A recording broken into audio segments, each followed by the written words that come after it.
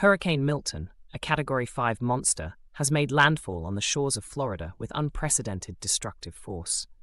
As the storm advances relentlessly, coastal cities like Miami, Fort Lauderdale, and Tampa are being torn apart by winds exceeding 155 miles per hour. The constant roar of the wind, mixed with the pounding of the waves, creates a terrifying symphony that reminds everyone how insignificant we can be in the face of nature's uncontrollable power. In Miami, residents have watched as the storm-swept waves rise meters above their usual height.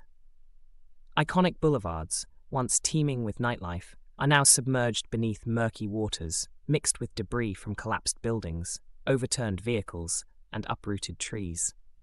The hurricane-force winds have hit with such power that windows have shattered, roofs have been ripped off homes, and streets have turned into rivers that flow with fury. Those who couldn't evacuate are sheltering wherever they can, climbing to the upper floors of their homes, watching in horror as the water level rises rapidly. The storm surge, one of the most devastating in recent history, has overrun entire neighborhoods. Many homes are completely submerged, with only the roofs peeking out from the floodwaters.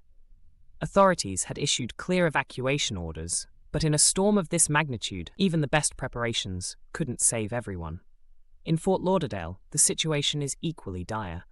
The airport is closed, the roads are impassable, and the normally bustling tourist areas now resemble ghost towns. The hotels that remained open are at full capacity, with tourists and residents desperately seeking shelter from the storm. But the wind and water offer no respite.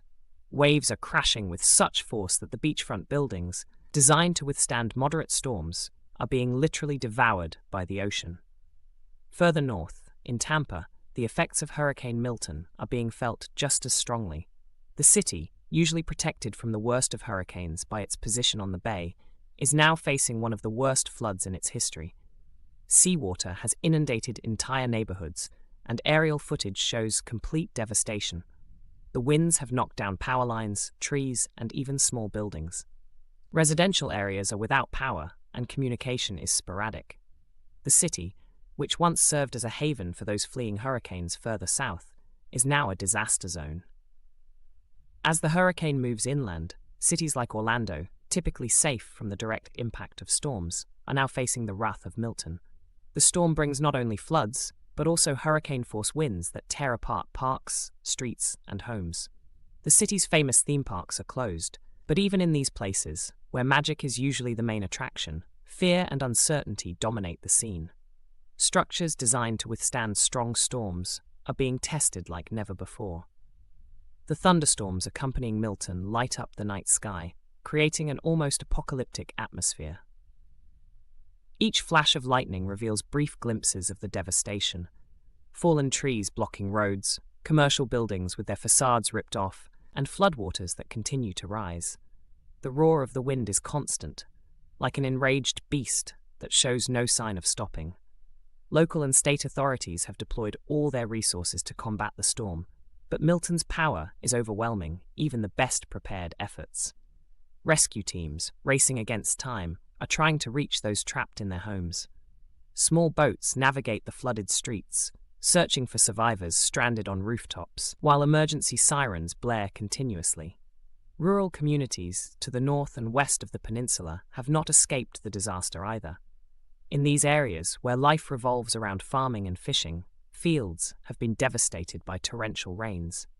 Crops have been washed away, and fishing boats, the livelihood of many families, lie destroyed in the harbors. The economic losses for these areas will be incalculable, and the path to recovery will be long and painful. Millions of people are suffering the consequences of this storm. The images coming from the hardest-hit areas show the magnitude of the destruction: houses floating in the floodwaters, highways completely destroyed, and a sea that has advanced inland like never before. Hurricane Milton, with its unstoppable force, has left a mark that will take years to erase. When the winds finally die down and the waters recede, Florida will face the monumental task of rebuilding. The material damage will be catastrophic, but the emotional and psychological scars will be just as deep. Entire families have lost everything. Businesses, closed for months, will struggle to reopen, and the most vulnerable communities will bear the greatest burden.